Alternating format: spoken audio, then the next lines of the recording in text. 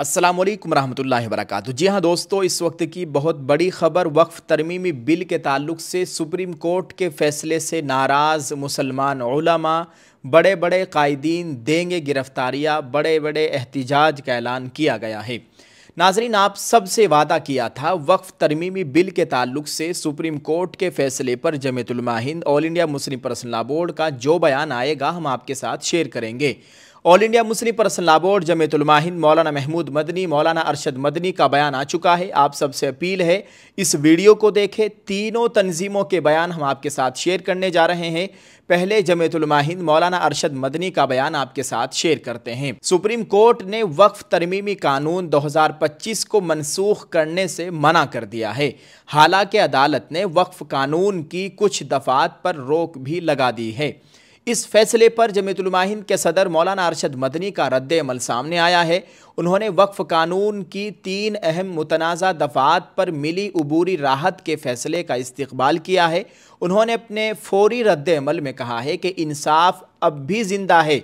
मौलाना अरशद मदनी ने social media platform x पर एक पोस्ट के जरिए सुप्रीम कोर्ट के फैसले से मुताल्लिक अपना ये इत्मीनान जाहिर किया है।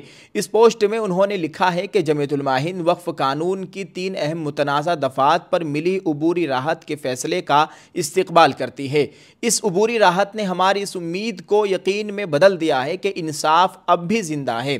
साथ ही उन्होंने अज़्म जाहिर किया कि जमीयत उलमा हिंद इस सियाह कानून के ख़त्म होने तक अपनी कानूनी और जमहूरी जिद्दोजहद जारी रखेगी।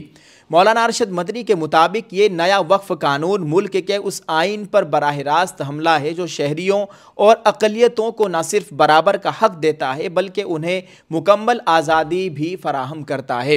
ये कानून मुसलमानों की मजहबी आज़ादी छीन लेने की एक आइन मुखालिफ साजिश है। इसलिए जमीयत उलमा हिंद ने वक्फ कानून 2025 को सुप्रीम कोर्ट में चैलेंज किया है।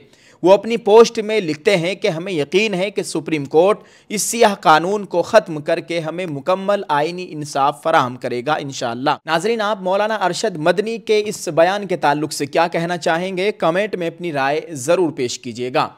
दोस्तों, एक और ख़बर से आपको आगाह करते चले, मौलाना महमूद मदनी का बयान भी आपके साथ शेयर करने जा रहे हैं। जमीयत का लेटर पैड आप अपने मोबाइल की स्क्रीन पर देखिए। इसमें लिखा गया है वक्फ बाई यूज़र से मुताल्लिक अदालत का तबसरा बाइस तशवीश।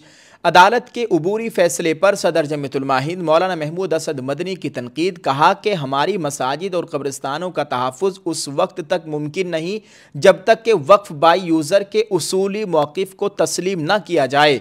नई दिल्ली 15 सितंबर 2025। जमीयत उलमा हिंद के सदर मौलाना महमूद असद मदनी ने वक्फ एक्ट 2025 के सिलसिले में सुप्रीम कोर्ट के अबूरी फैसले पर रद्द अमल का इजहार करते हुए कहा, वक्फ बाई यूज़र से मुताल्लिक अदालत का तबसरा हमारे लिए इंतहाई तशवीश का बाइस है, जिस पर संजीदा गौर व फिक्र नागुज़ीर है। मौलाना महमूद मदनी ने कहा कि हमारी तरफ से अदालत में इस कानून के मुताल्लिक कई संगीन खदशात पेश किए गए थे, जिनमें से एक ये था कि कलेक्टर या दीगर इंतज़ामी अफसरान को वक्फ जायदाद की नोयत तय करने का गैर मामूली इख्तियार देना और वक्फ ट्रिब्यूनल का खात्मा मजहबी हुकूक में सरकारी मुदाखलत का ज़रिया बनेगा। ये एक हद तक इत्मीनान बख्श है कि सुप्रीम कोर्ट ने इस पर अबूरी रोक लगा दी है और दीगर कुछ मामलात में भी जुज़वी राहत दी है। ताहम सबसे बड़ा और बुनियादी मसला वक्फ बाई यूज़र का है। मौलाना मदनी ने कहा कि सरकारी आदाद व शुमार के मुताबिक मुल्क में 4 लाख से ज़ायद वक्फ जायदादें वक्फ बाई यूज़र के ज़ुमरे में शामिल है, जिनमें 1,19,000 मसाजिद और 1.5 लाख कब्रिस्तान की जायदादें हैं। इनमें से 80% से ज़ायद रजिस्टर्ड नहीं है। मौजूदा तरमीमी कानून ने वक्फ बाई यूज़र को सिरे से कलादम करार दे दिया है और जुज़वी तरमीम के ज़रिए पहले से रजिस्टर्ड जायदादों को मुस्तस्ना करके ये तासुर देने की कोशिश की गई है कि कोई बड़ा नुकसान नहीं होगा। हालांकि ये तरमीम हमारे असल खदशे का हल नहीं हो सकती। मौलाना मदनी ने कहा, वक्फ बाई यूज़र को कानून से खारिज करना इस्लामी उसूलों और सदियों पुरानी मजहबी रिवायत की खुली नफ़ी है। यह बराह रास्त मुसलमानों के मजहबी हुकूक पर ज़रब है, जबकि आइन हिंद ने इन हुकूक के तहफ़्फ़ुज़ की ज़मानत दी है। उन्होंने कहा कि जमीयत का हमेशा से ही मौक़िफ़ रहा है कि वक्फ एक खालिस दीनी व शरई मामला है। इससे मुताल्लिक कानून में ऐसी दफ़ात शामिल नहीं होनी चाहिए जो उसकी मजहबी हैसियत को मजरूह करें या मुसलमान मुसलमानों के हक के मजहबी आज़ादी में रुकावट डाले। लिहाजा सुप्रीम कोर्ट का यह अबूरी फैसला उस वक्त तक काबिल इत्मीनान नहीं कहा जा सकता जब तक वक्फ बाय यूज़र को मुकम्मल तहफ़्फ़ुज़ न मिल जाए।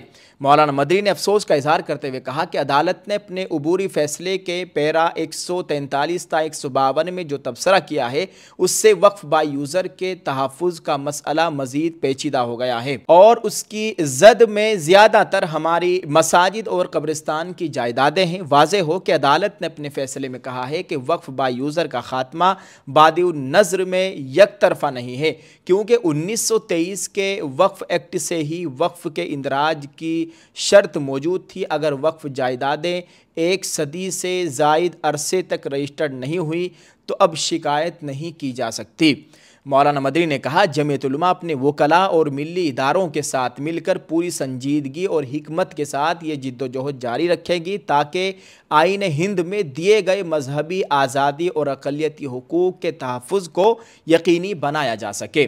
नाज़रीन, आप मौलाना महमूद मदनी के इस बयान के ताल्लुक़ से क्या कहना चाहेंगे? इस वीडियो के कमेंट में अपनी राय ज़रूर पेश करें। अब हम all India Muslim personal law board का बयान आपके साथ शेयर कर रहे हैं।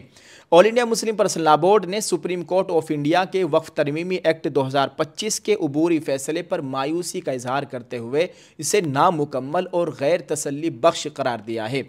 मुस्लिम पर्सनल लॉ बोर्ड का ये बयान मुस्लिम पर्सनल लॉ बोर्ड के लेटर पैड के जरिए जारी किया गया है। स्क्रीन पर आप बोर्ड का लेटर पैड देख सकते हैं। इसमें लिखा है, एक बयान में बोर्ड के तर्जमान डॉक्टर सैयद कासिम रसूल इलियास ने कहा, अगरचे अदालत उज़्मा ने तरमीम की चंद दफ़ात पर हुक्म इम्तिनाई जारी किया है, लेकिन मुस्लिम कम्युनिटी, मुस्लिम पर्सनल लॉ बोर्ड और इंसाफ पसंद शहरियों को तवक्को थी कि दस्तूर हिंद की बुनियादी दफ़ात से मुतसादिम तमाम शिकों पर हुक्म इम्तिनाई दिया जाएगा। डॉक्टर इलियास ने कहा, अदालत ने जुज़वी रिलीफ तो दिया है लेकिन बड़े आइनी खदशात को नज़रअंदाज कर दिया है, जिससे हमें सख्त मायूसी हुई है।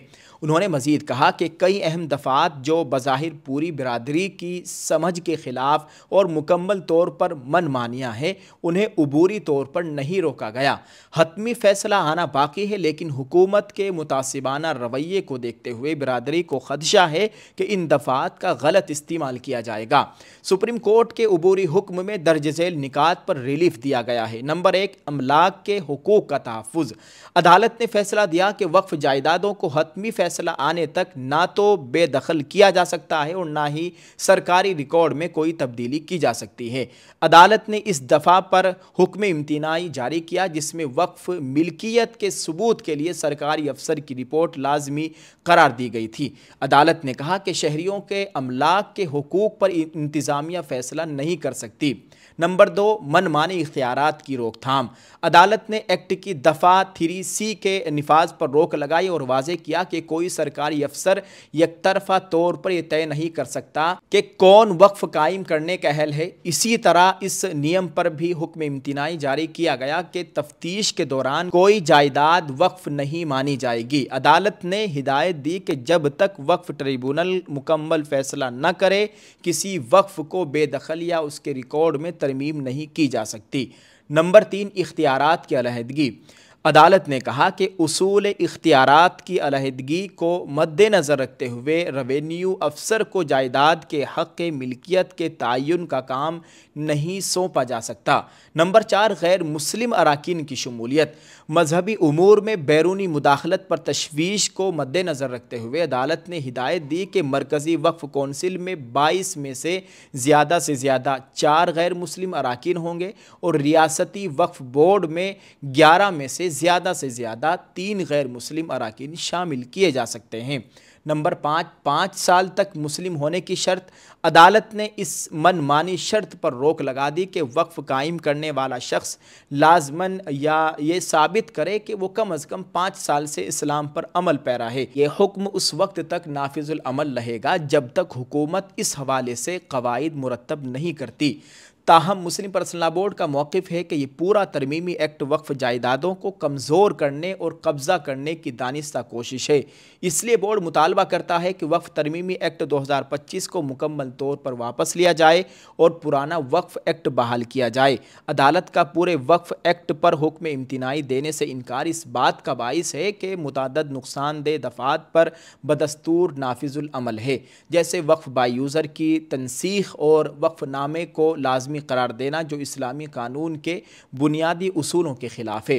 डॉक्टर इलियास ने मज़ीद ऐलान किया कि बोर्ड की वक्फ़ बचाओ मुहिम पूरी ताकत के साथ जारी रहेगी। इस मुहिम का दूसरा मरहला 1 सितंबर 2025 से यानी सितंबर की पहली तारीख से शुरू हो चुका है, जिसमें धरने, एहतिजाजी मुज़ाहिरे, वक्फ़ मार्च, याददाश्तें पेश करना, क़ियादत की गिरफ्तारियाँ यानी बड़े बड़े उलमा की ज़िम्मेदारान की गिरफ्तारियाँ, गोल मेज़ इजलास, बैनुल मज़ाहिब कॉन्फ्रेंसें और प्रेस कॉन्फ्रेंसें शामिल है। ये कौमी सतह के एहतिजाज 16 नवंबर 2025 को रामलीला मैदान दिल्ली में एक अज़ीमुश्शान रैली पर मुंतज होंगे, जिसमें पूरे मुल्क से अवाम शरीक होंगी।